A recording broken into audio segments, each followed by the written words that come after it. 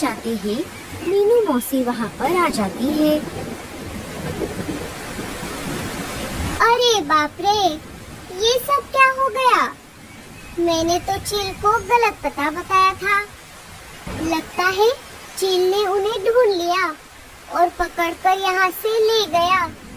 ये सब मेरी वजह से हुआ है। लाडो, बच्चों, बल्लू, मुझे माफ कर दो। अब मेरा भी यहाँ पर रहना ठीक नहीं है। मैं मेरे पुराने घोंसले की तरफ भी नहीं जा सकती। अब मुझे भी कोई दूसरी जगह ढूंढनी होगी। मीनू मौसी भी वहाँ से चली जाती है। इधर लाडो अपने बच्चों को लेकर उस पेड़ के तने में बने घोंसले में आ जाती है। मम्मी, मुझे अभी भी बहुत भूख लगी है। हाँ मम्मी, मुझे भी। हमें भी बहुत भूख लगी है मम्मी। अरे बाप रे, अब मैं क्या करूँ? मैं मेरे बच्चों को यहाँ इसलिए लाई थी क्योंकि यहाँ पर बहुत सारा अनाज पड़ा हुआ रहता है, लेकिन आज तो यहाँ पर थोड़ा भी अनाज नहीं दिख रहा। लगता है मेरे पहले कोई यहाँ रह कर गया है। बारिश थोड़ी कम हो जाती है। बच्चों, अगर मैं अनाज लाने के लिए बाहर चली गई तो आप घोंसले में अकेले रह जाओगे। इसलिए हम एक काम करते हैं, पापा के आने तक हम इस घोंसले के पास वाले घोंसलों में जाकर उनसे थोड़ा अनाज मांग लेते हैं। ठीक है मम्मी। चलो फिर तुम सब मेरे पीछे पीछे आ जाओ। लाडो और बच्चे घोंसले के बाहर आ जाते हैं। घोंसले के थोड़ा पास में ही गोरी कव्वे का घोंसला था। लाडो अपने बच्चों को लेकर वहाँ पर आ जाती है। गोरी, कालू और जग्गू घर के बाहर ही खड़े थे।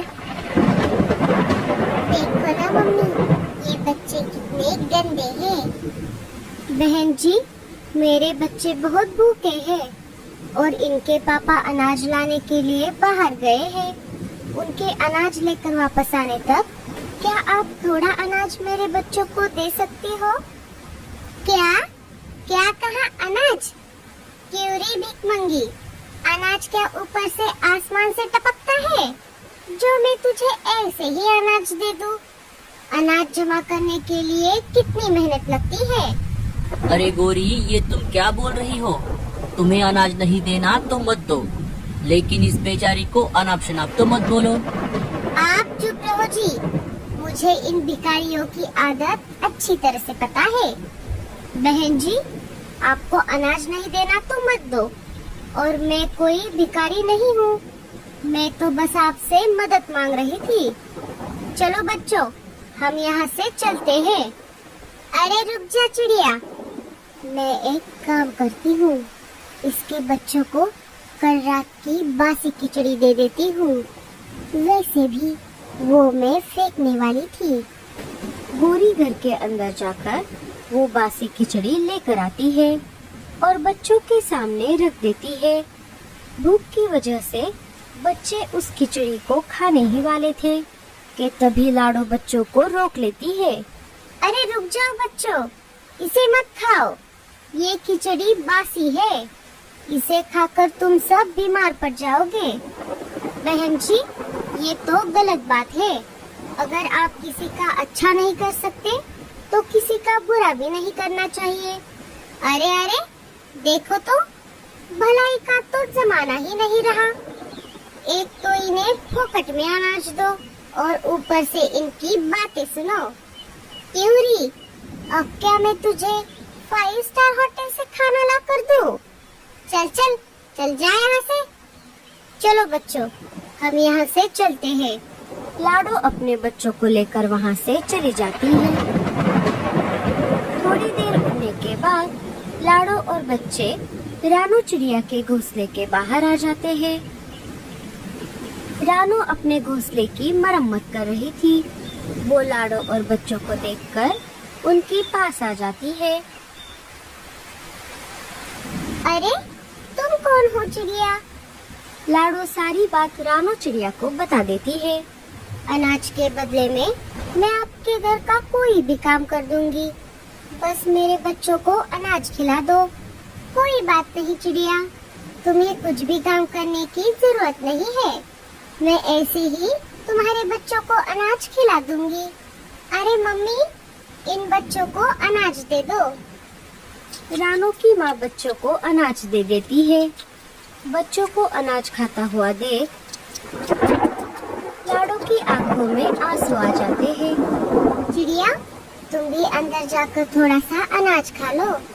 तुम्हें भी भूख लगी होगी। नहीं नहीं, मुझे भूख नहीं है। बहन जी, मुझे आपके घर का कुछ तो काम करने दो। ठीक है चिड़िया, जब तक बच्चे अनाज खा रहे हैं तब तक तुम मेरे साथ मेरे घोंसले की मरम्मत करने में मेरी मदद कर दो। अजी, आप कहाँ पर हो? मुझे आपकी बहुत याद आ रही है। इधर बल्लू बहुत देर से अनाज की खोज में घर से बाहर आ गया था। उसे बाहर आए सुबह से शाम हो गई थी। थोड़ी देर और खोज करने के बाद उसे एक बेरियों का पेड़ दिखाई देता है। अरे वाह, ये बेरियों का पेड़ तो कितना बड़ा है और इसे बेरियां भी बहुत सारी लगी है। मैं इनमें से ढेर सारी बेरियां मेरे घर लेकर जाता हूँ, लेकिन पहले मैं इनमें से 2-4 बेरियां खाकर देखता हूँ। अगर ये खाने में अच्छी हुई तभी मैं इन्हें लेकर जाऊंगा। बल्लू 2-4 बेरियां तोड़कर खाने लगता है। ये बेरियां खाने में उतनी अच्छी तो नहीं है, लेकिन कोई बात नहीं। लाडो और बच्चे भूखे हैं। इन बेरियों को खाकर उनका थोड़ा बहुत पेट तो भर जाएगा। इतना बोलकर बल्लू बेरियां तोड़ने में लग जाता है। उसने अभी बेरियां तोड़ना शुरू ही किया था कि तभी उसे अचानक चक्कर आने लगता है और वो वहीं पर बेहोश हो जाता है। बल्लू ने जो बेरियां खाई थी वो जहरीली थी और इसी वजह से वो बेहोश हो गया। इधर बच्चे और लाडो रानू के घर से निकलकर वापस अपने पेड़ के तने में बने घोंसले में आ जाते हैं। मम्मी, आपने तो उस आंटी के घर पर कुछ भी नहीं खाया। आप सुबह से भूखी हो। क्या आपको भूख नहीं लगी? लगी है बच्चों, लेकिन कोई बात नहीं। तुम्हारे पापा अनाज लाने के लिए बहुत देर से बाहर गए हैं। वो अभी आते ही होंगे। उनके आने के बाद मैं खा लूंगी। ठीक है मम्मी। बच्चों, अब रात हो गई है। आप सब अभी आराम करो। बच्चे सो जाते हैं। लाडो की भी थोड़ी देर बाद आंख लग जाती है। सुबह हो जाती है। अचानक लाडो की नींद खुल जाती है। बल्लू अभी तक घर नहीं आया था। अरे बाप रे, ये क्या? सुबह कब हो गई मुझे पता भी नहीं चला। और बल्लू जी भी अभी तक घर क्यों नहीं आए? अब मुझे बहुत डर लग रहा है। कहीं बल्लू जी किसी मुसीबत में तो नहीं फंस गए। मुझे बाहर जाकर उन्हें ढूंढना होगा। चलो बच्चों, हमें पापा को ढूंढना होगा। लाडो और बच्चे बाहर आ जाते हैं। उनके बाहर आते ही वही शिकारी चील अचानक उनके सामने आ जाता है। अब भागकर कहाँ जाओगे? बच्चों, भागो! जल्दी से वापस घोंसले में चलो। लाडो और बच्चे अपनी जान बचाकर वापस घोंसले में आ जाते हैं। अरे यार, बस पकड़ ही लिया था, लेकिन कोई बात नहीं। तुम सब अंदर कितनी देर रहोगे? कभी न कभी तो बाहर आना ही पड़ेगा। तब मैं तुम सबको खा जाऊंगा। तुम्हारा खाना बनने से अच्छा है हम घोंसले के अंदर रहकर ही मर जाए। चल भाग यहाँ से। मम्मी, मम्मी, मम्मी, हमें बहुत डर लग रहा है। क्या ये चील हमें खा जाएगा? नहीं बच्चों, तुम डरो मत। ये चील अंदर नहीं आ सकता। तुम्हारे पापा के आते ही वो इसे सबक सिखाएंगे। क्योंकि तुम्हारे पापा बहुत बहादुर है। अजी, आप कहाँ पर हो? अभी हमें आपकी बहुत जरूरत है। ये सारा नजारा रानू की माँ ऊपर से देख रही थी। अरे बाप रे, ये चील इन्हें खाए बगैर यहाँ से नहीं जाएगा। मुझे कुछ करना होगा। रानू की माँ चील के पास आ जाती है। अरे रे, मुझे लगा था तू कोई बड़ा शिकार करने वाला चील है, लेकिन तेरा ऐसे छोटे छोटे पंछियों के लिए भटकते हुए देख मुझे तेरी दया आ रही है। मुझे ये सब देखकर लग रहा है तू एक फट्टू चील है, फट्टू। अरे चुप कर, मैं कोई फट्टू चील नहीं हूँ। मुझे छोटे पंछियों से ज्यादा बड़ा शिकार करना पसंद है, लेकिन आजकल बड़ा शिकार मिलता कहाँ है, इसलिए मैं इन छोटे छोटे पंछियों को खाकर मेरा पेट भरता हूँ। अच्छा, तो ऐसी बात है। अगर तुझे बड़ा शिकार खाना इतना ही पसंद है तो मैं तेरी मदद कर देती हूँ। तू एक काम कर, यहाँ से थोड़ी ही दूरी पर एक बड़ा सा आम का पेड़ है।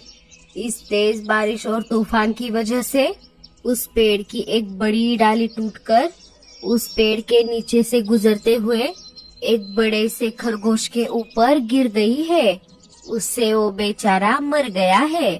तू जाकर उसे खा ले। क्या क्या कहा खरगोश?